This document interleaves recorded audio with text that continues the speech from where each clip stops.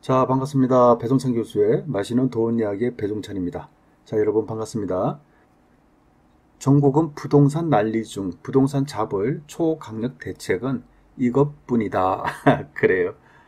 전국적으로 부동산 가격이 꿈틀거리는 것 같아요. 어떻게 보면 돈이 이동하고 있다라고 이렇게 말씀을 드릴 수 있을 것 같은데요. 아마도 부동산이나 주식이나 뭐 포함해서 이제 밝으신 분들은 좀 뭐라고 할까요? 좀 코로나19의 영향으로 좀 어느 정도는 하락한 뒤에 뭐 폭락한 뒤에 다시 반등하겠지라고 생각들 하시다가 좀 변화되는 게 너무 급속하게 움직인다는 사실을 아마 느낄 수가 있을 것 같아요. 먼저 부동산에 관련된 돈의 움직임을 한번 살펴볼까요? 돈의 흐름인데요. 뭐 지역별로 본다면 서울에 있는 강남의 아파트 가격들이 뭐 거의 뭐 1년에 뭐 2억씩 3억씩 많이 올랐죠. 그 다음에 서울 지역에 있는 아파트 가격들이 좀 많이 또 상승했고요. 이러한 여파가 또 수도권으로 옮겨갔지 않습니까? 그래서 수도권 지역에 있는 아파트들의 가격이 상승했고요. 그리고 또 뭐 몇 달 내지는 1년이 지나니까 이제는 뭐 수도권 외곽 지역에 또 저평가된 지역, 어떻게 보면 뭐 말이 저평가지, 서울 도심권이나 서울 지역에 비해서 가격이 상대적으로 낮게 책정이 된 그런 지역에 뭐 부동산의 그런 지역에 돈의 흐름이 또 유입된 거 아닙니까? 그리고 나서는 뭐 지금에 들어서는 완전히 뭐 경기도 완전 북쪽이나 경기도 완전 남쪽까지 이렇게 돈이 흘러가고 있고요. 여기에다가 지방의 강력시를 비롯해서 지방까지 꿈틀꿈틀하고 있다라고 이렇게 말씀을 드릴 수 있을 것 같아요. 돈의 흐름상 또 규제되는 지역으로 보면 뭐 처음에는 투기 지역 많이 올랐겠죠. 그러다 보니까 돈들이 투기 가열지구 또 조정 대상 지역 결국에는 비규제 지역으로 돈의 흐름이 이처럼 옮겨간다는 거예요. 그러한 의미에서 본다면 시간의 차이만 있을 뿐 부동산의 가격은 즉 먼저 오르고 나중에 오르고의 차이만 있을 뿐 전국적으로 부동산 가격은 상승과 하락을 반복했다라고 이렇게 말씀을 드릴 수 있을 것 같아요. 다만 상승할 때는 좀 더 많이 상승을 했고요. 하락할 때는 조금밖에 안 떨어졌다는 얘기예요. 결국 상승하고 하락하고 또 상승하고 하락하고 반복적으로 이루어졌지만은 결국 아파트 가격이라는 거는 몇 년 전에 비교를 해서 특히 뭐 작년이나 재작년에 비교를 한다고 하더라도 많이 상승했다라고 이렇게 말씀을 드릴 수가 있다는 얘기예요. 물론 우리 아파트는 아직도 안 올랐다. 이런 지역이 있을 수도 있겠죠. 하지만 이러한 순서에 의해서 이렇게 부동산 가격이 현재는 움직이고 있다라고 말씀을 드릴 수 있을 것 같고요. 한국감정원의 전국 주택 가격 동향 조사인데 기준은 6월 8일 날 기준입니다. 매매 가격 지수를 놓고 보더라도 전주에 비해서 수도권이든 지방이든 서울이든 다 이처럼 매매 가격 지수가 상승하고 있다는 얘기고요. 전세 가격 지수 변동률 또한 마찬가지죠. 전주에 비해서 이처럼 다 상승하고 있다고 볼 수가 있을 것 같고요.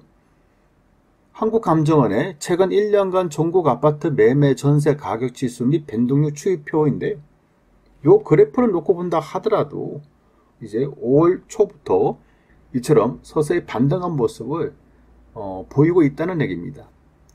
따라서 정부는요, 그동안 좀 많이 오른 지역이 있죠. 뭐 인천, 군포, 대전, 청주 등의 이런 지역이 뭐 비규제 지역이지 않습니까? 따라서 이런 지역에 조정 대상 지역으로 그리고 수원, 구리, 용인, 시흥 등에는 조정 대상 지역인데요. 이러한 지역에 투기 가열 지역으로 새롭게 지정을 하는 추가 규제 정책을 내놓을 수 있다라는 거죠.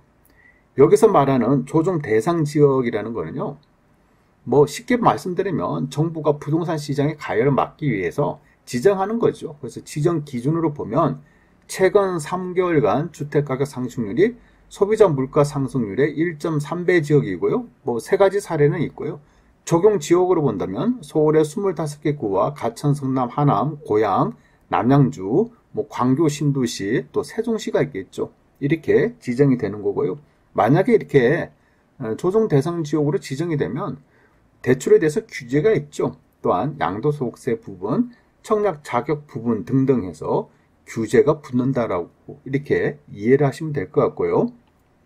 투기관리지구라는 것은 주택 가격의 안정을 위해서 지정을 하는데요. 지정 기준은 주택 가격 상승률이 물가 상승률보다 현재 높은 투기 우려 지역이라는 거죠. 즉 조정 대상 지역보다 투기 과열 지구가 더 세다라고 이렇게 이해를 하시면 될 것 같고요. 현재 적용되는 지역으로 본다면 서울의 25개 구와 가천, 성남 분당구, 광명 한악, 대구, 수성구, 세종시가 있겠죠.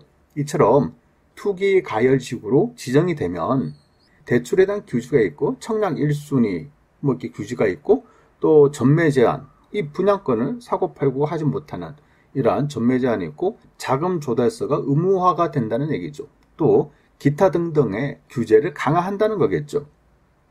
마지막으로 투기 지역인데요.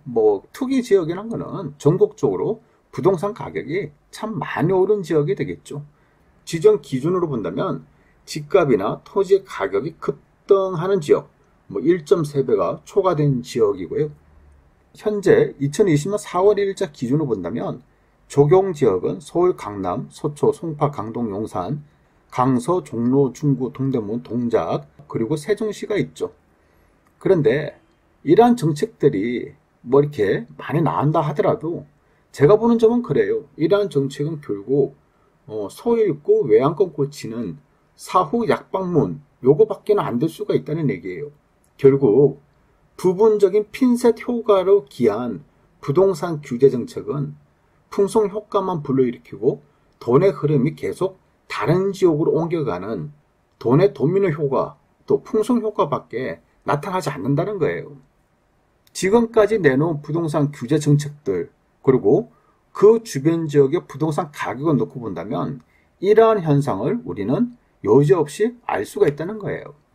따라서 이러한 정책은요, 예를 들어서 조정 대상 지역으로 묶고 투기 가열 지역으로 또 묶고 투기 지역으로 또 지정하는 거, 요건 좀 효과가 그만큼 많지 않을 수 있을 것 같아요.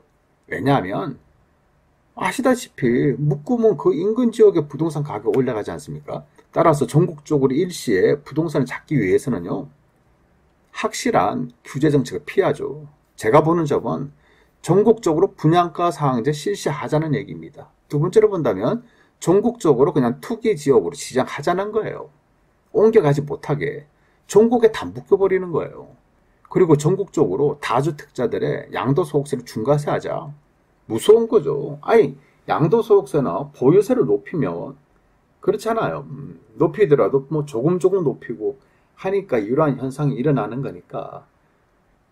따라서 이런 정책, 확실한 부동산 규제 정책이 쏟아진다면 당연히 부동산 가격은 하락하겠죠. 정부 또한 이러한 사실을 잘 알고 있겠죠. 중요한 거는 이러한 강력한 정책을 폈다가 혹시라도 주택 경기마저 무너진다면 우리나라 큰일 난다는 거예요. 그렇기 때문에 경제와 부동산을 뗄래야 뗄 수가 없다는 얘기예요. 부동산을 잡기 위해서 확 묶어버리면 우리나라 경제가 또 휘청하지 않습니까? 그래서 정부는 이러지도 못하고 저러지도 못하고 그냥 할 수 있는 게 핀셋적인 규제밖에 하지 못한다는 얘기예요. 어떻게 보면 솔직히 말씀드리면 정부의 규제를 하기 전에 오를 지역은 다 올라가 버렸잖아요. 다 오른 뒤에 실소유자들이, 그 지역에 거주하는 실소유자들이 이제 매수를 한 시점, 몇 달 정도 지난 뒤에 그때 이제 정부가 규제 대책을 내놓은 거잖아요. 그러니까 그다지 효과가 많지가 않다. 오히려 규제적으로 묶이니까 규제적으로 안 묶이는 지역으로 돈들이 흘러가고 있다라고 이처럼 말씀을 드릴 수 있다는 얘기예요. 어떻게 보면 정부는 말로만 부동산 투기 차시하지 않겠다, 부동산 잡겠다, 초강력 대책을 내놓겠다라고 하지만 실제적으로 시장의 반응은 이렇게 무서워하지 않는다는 얘기예요. 오히려 이제는 어디에 투자할까? 이런 쪽으로 생각들을 이제 막 한다는 거예요. 따라서 이러한 부분에 대해서는 부분적인 규제, 즉 핀셋 정책이 결국 한 발 늦은 규제 정책으로 밖에 볼 수가 없다는 얘기예요. 다주택자들의 투기의 대상지를 오히려 전국적으로 확산시키는 그러한 역효과밖에는 일어나지 않는다는 얘기죠. 이러니 정부의 부동산 시장에 대한 규제 정책이 먹힐 때는요, 몇 달간 떨어지고 몇 달 지나면 다시 올라가는 거 아니겠습니까? 따라서 제가 보는 점은 그래요. 정부의 입장도 어떻게 보면 난처하겠어요. 부동산 입장 또한 난처하고요. 세입자들 입장 또한 난처하겠죠. 무주택자들 입장 또한 난처하고 보유세를 많이 납부하게 되는 1가구 1주택자 그분들 입장에서도 난처한 거죠.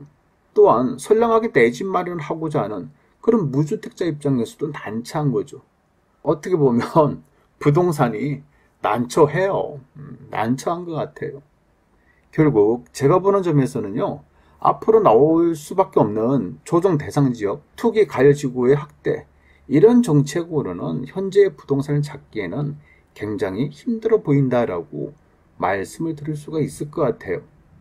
아무튼 투자의 각 주체들은요, 판단을 잘 하셔야 될 것 같아요. 그만큼 지금의 시기는 아주 중요한 시기다라고 말씀을 드릴 수 있을 것 같아요. 이상까지 배종찬 교수의 맛있는 도움 이야기였습니다. 감사합니다.